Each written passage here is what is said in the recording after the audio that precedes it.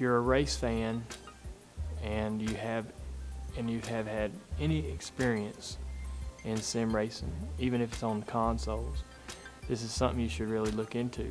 I've always enjoyed, grew up around racing, enjoyed racing, so whatever that popped up around you that had anything or even looked like racing, you studied it for a little bit to see if you might want to fool with it. And I had never, the first sim racing I did was the original Papyrus game, NASCAR racing. People really never ask me what my #1 hobby is, but sim racing would probably top the list. But my love for computers, I guess through that, I've got this really fascinating passion for computers and how they work. All right, this is my my computer station. This is where I race, and as you can see, it's pretty much self-explanatory. Got a decent chair, no wheels. You don't want to be rolling around while you're trying to mash the gas or whatever. Underneath the desk, I got a set of pedals, and this is a Logitech steering wheel, rather cheap, G25. They got a new version called the G27, and a 26-inch Samsung monitor. Get to the website here and take a couple laps.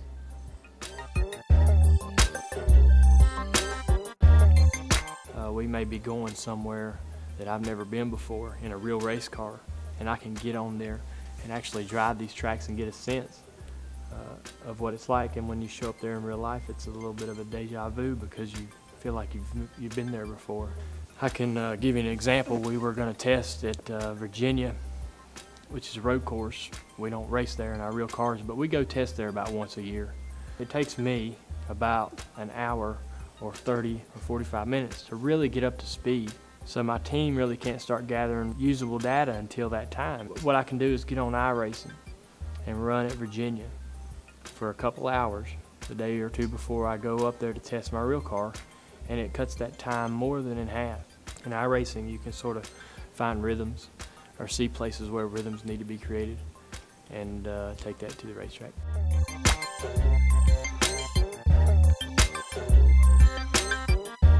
Click on the web browser and I go right to iRacing.com to the members log in. I see the press room. It tells me about news, special offers, and all kinds of little stuff going on.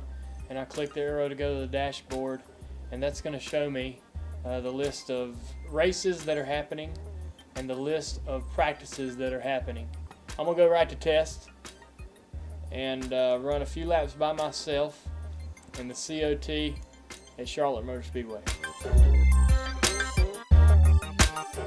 I think one of the misconceptions about sim racing and iRacing is how difficult it is. But the way the system in iRacing is set up is you can come in as really a complete novice and get in a car. They start you out at the lower ranks where you're in a Legends car, and they provide the setup so everybody has the same setup, and you don't have to worry about getting out, wondering what springs to run and all this stuff. And you can just hop in and go, and you race against people that are your skill.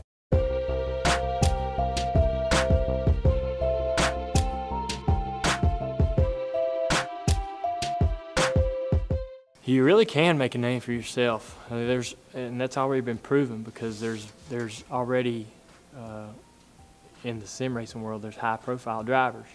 Everybody knows them by name in the sim racing world, and we're talking, say if there's, if we got 15,000 active users on iRacing, there's probably a small percentage, but there's probably about 50 to 100 of them that a lot of people would recognize just by name. A lot of the guys in sim racing, all of them, everybody wants to drive a real race car in real life. I don't think they really appreciate kind of how close or what kind of opportunity that sim racing might be able to provide them in the future. With iRacing and what it's done to the technical side and the development side, and how realistic it has really kind of set the bar. It's also been able to put itself in some pretty neat positions with NASCAR and what have you, and it's signed a lot of great licensing deals with a lot of companies that'll have their eye on these guys. And they've already done a couple promotions to where a certain iRacer who achieved a certain goal was actually taken to a race and put in a real car. You know, I mean, where else does this happen?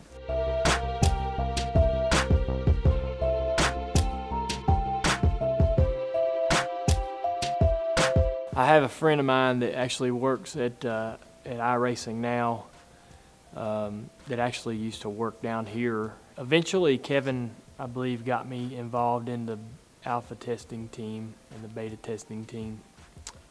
When I was kind of brought into that team, I hardly knew anybody that I was seeing online, that I was testing with or racing with. And I didn't interject a whole lot, and mainly most of the things that we were testing were road course cars and like skip barber cars and stuff like that, and I didn't know much about those. You know, I sort of just kind of hung around and watched things and watched how it went, and as we got closer to public release, we were developing oval cars like Legends cars and late models, and then I could kind of interject on my idea of how they felt, and I drove both of those in real life and had an idea. So that's kind of how it started. The more I got involved in actually interjecting my ideas and thoughts with as a beta tester and alpha tester on the oval stuff, then I started getting making contact with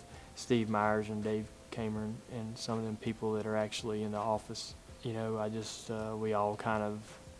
have just this real good passion for sim racing, and you know, I have a strong urge to get the most realistic thing out there to the masses.